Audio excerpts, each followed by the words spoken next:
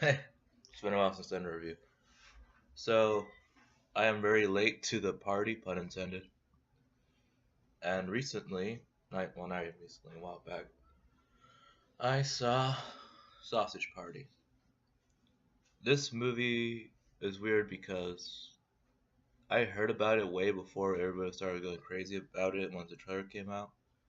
And once the trailer came out, everyone was like, oh my god, Sausage Party, the first R-rated CGI movie, even though it's probably not the first R-rated CGI movie, the most mainstream one. It's probably one of the more mainstream R-rated animation movies since not even Hell and Back got a wide release. I think it was just limited, but that was horrible. Anyway, so this movie got leaked, the script, and I read the script since I do like Seth Rogen a lot, and Evan Goldberg. I think their early work is probably their best work. Super Bad, Pineapple Express are two of my favorite comedies ever. I can quote those movies all the time. And it's kind of sad to see Seth Rogen's decline. Oh, I consider it a decline. I don't know. I mean, some people like his movie still, but ever since stuff like This Is the End and the interview, I've kind of his writing has been is for some reason it's getting worse. I did not like This Is the End too much. I think I did an honest review of it, and my channel you can check that out. Not promoting, I'm just saying I have a review. You want to know my real thoughts about it. And the interview, I'm probably gonna do an honest review of that too, because that's a crazy story what happened in that. And they all have good things about them that I really, really enjoy, but other than that, they're not very good. And Sausage Party was weird because when I read the script, I was like, what happened? What happened to Rogan's very witty humor?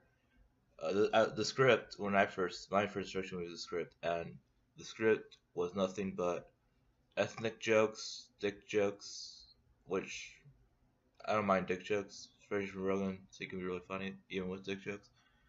Well, unless it's just the end where everybody has a dick, including the demons, which is really dumb, but whatever.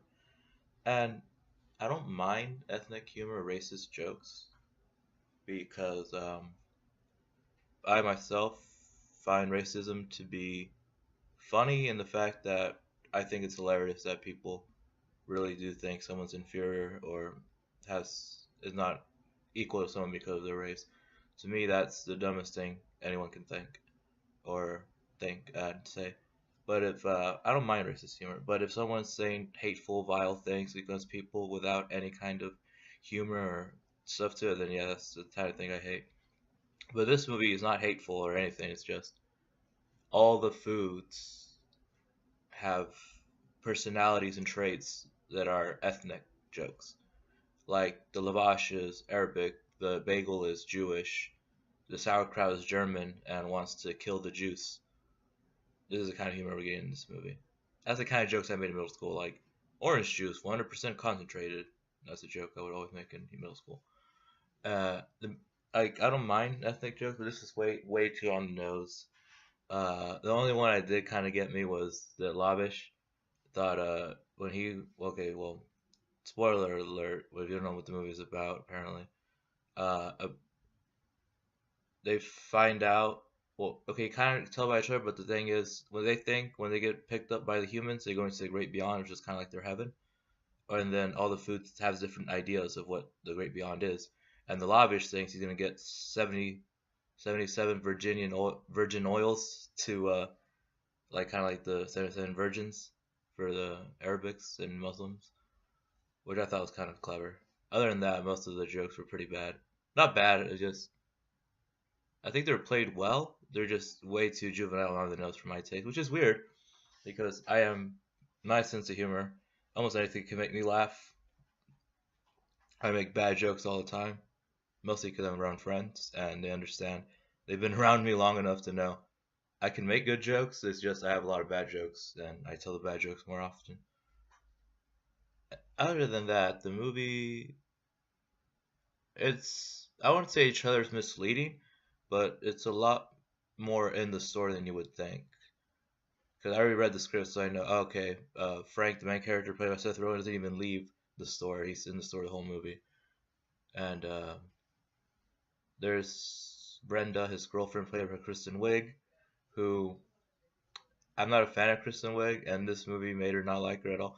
Because Brenda in the script is okay, I guess, because in the script she was more like she wants to be pure and stuff for Frank, because in for sausages and buns, their belief in the great beyond is they'll finally come together and basically fuck.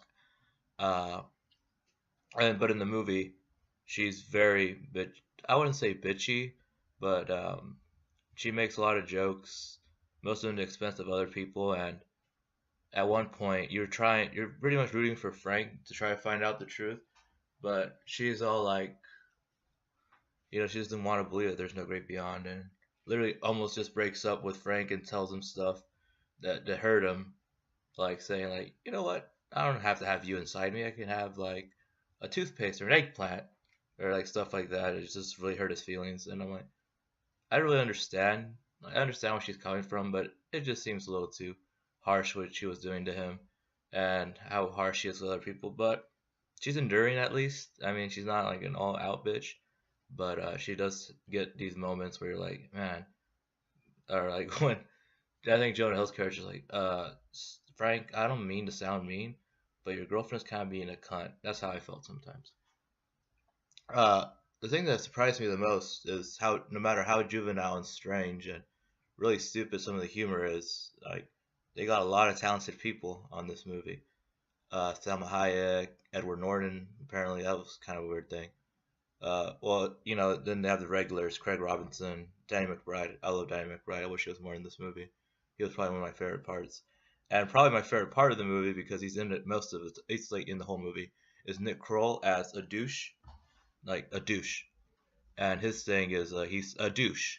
He talk, yeah, bro, like that. And it's you might think it gets annoying, but it really just gets funnier and funnier, because more spoilers. I don't really don't care if you spoil it. I don't. This movie's been out for like a month, then the script's been leaked. It's not that hard to spoil. And well, basically, he's mad at Frank because what happened with they're all going to great beyond, but Honey Mustard, played by Danny McBride, already knew it was bullshit because he got taken back because the lady thought she got regular mustard, not honey mustard, so they put her back. And he knows the great beyond is just them getting eaten and shit because that happened. So he wants to kill himself. Frank tries to save him, ends up knocking over a lot of the food in the cart, including the douche. And the douche is now impure because he's leaking. So he wants revenge on Frank. And what he does, he literally sucks. He literally looks like he's sucking off a juice box, but he's sucking his essence, or like juice, and becomes juiced up like a douche. Like, yeah, I'm juiced up, bro. Like just like that. And then his puns are so dumb, but it made me laugh. Like when he was in the car going to the radio, like, yeah, those beat is sick, yo. The beat's like, I feel just fine. No, not you, beat.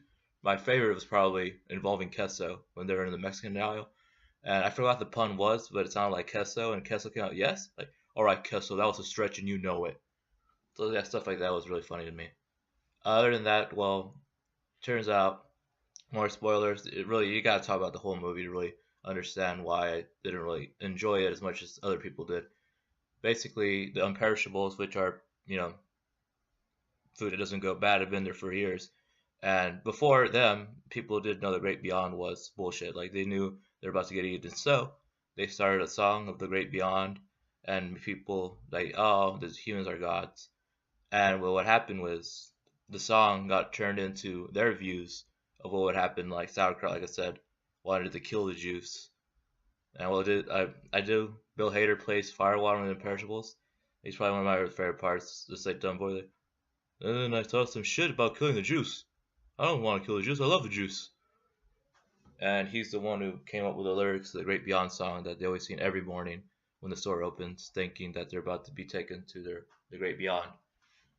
So the movie has undertones. I wouldn't say outright atheist, but more of you know, people really like to twist their beliefs into what they want it to be.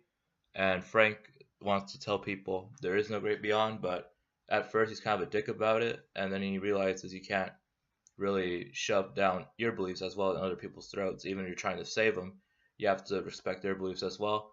And it would be great and all, but it's way too on the nose. I think at one point Michael Cera's character Barry literally tells him that you can't just shove people's beliefs down. You have to be easy on them. I'm like, well, that could have been done really well, but no, they had to spell it out for you. And I'm sure, for the most part, most audiences who see this movie are smart enough to understand subtext. You don't have to spoon feed everybody everything. On that note, it kind of the satire was kind of brought down by the fact that it had to be spelled out. A lot of the jokes, like I said, are very juvenile.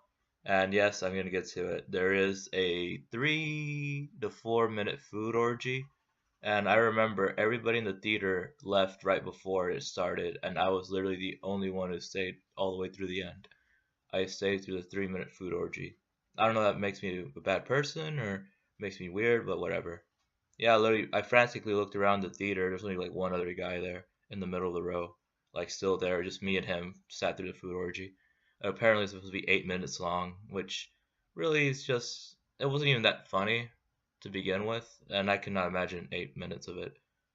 And I sat through, I can sit through Once Upon a Time America, and that's about 3 4 hours long, depending on what cut you watch. I could probably sit through the 5 hour version that Leone made first, but now I'm not gonna sit through 8 minutes of food fucking.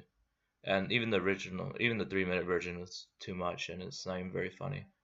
It's very actually kind of lame, and it's not as graphic as you'd think because I'm surprised there was no dicks in this movie. Well, kinda. I mean, nothing graphic, like genitalia wise, which is weird because Seth Rogen. I think the most graphic thing is the lavash because it has like flaps or whatever. It looks like a scrotum, and then the bagel puts his scrotum on his eyes. I don't know. It's weird. And I know it's just a food orgy at the end, which makes really no sense. In the script, it was weirder because it just happens in the middle, and then they just keep like nothing happened after. But no, in this movie, it just happens at the end because like, oh, what should we do now? Just food orgy. Um, the ending, well, you can't really do much with this movie because it's not like, oh, people are gonna stop eating food. So basically, it's like a kind of like an army of darkness thing at the end where they kill off the people there. And when really, I mean, they didn't really save the story. Just kind of like, oh yeah, we're just gonna perish anyway. Whatever. But then it ends on some of the dumbest. Like I wouldn't say it's dumb, but it's really super meta. Where it's like, all right, you've discovered the great truth about Beyond, but we discover something else. We aren't real. We're what they call cartoons. You, Frank, are voiced by a Jewish voice actor, and then Frank's probably my favorite line in the movie. One of my favorite lines, like, "I'm Jewish." Yeah, and then it's like, "What about me? Like, you are voiced by a more talented actor, Edward Norton." Edward Norton. What kind of family gives that cunt name to his son? That's just another pretty funny part. Other than that, I pretty much spoiled everything. But like I said, the movie's been out for a month, and if you haven't seen it already, I'm sorry. And I always spoil movies in my reviews, so I should probably put spoiler alert in the video title, whatever. Other than that, the movie, it was enjoyable at least. It wasn't like a hard sit, and it's only about 80, 90 minutes. So if you don't like this kind of humor, you probably won't like the movie. But if for some reason your friend makes you like, hey, want to watch Sausage Party? You'll probably enjoy most of it. Other than that, I think it was definitely not a fresh movie for Rotten Tomatoes. I'd probably rate it pretty low. But for the stuff I enjoyed, it was pretty funny. Nick Kroll was great. Seth Rogen, no matter what kind of script you give him, even if he writes it and it's not a great script, he can make pretty much anything funny. Just his laid back attitude and voice and his enunciation, everything he does, he's just a naturally funny guy. And I really did like Edward Norton as the Jewish bagel. That was a surprise. And Michael Cera, I enjoyed him pretty much in this movie. Like, I enjoyed Michael Cera a lot. Best Michael Cera is Cokehead Michael Cera. And yeah, that's about it. Thanks for watching.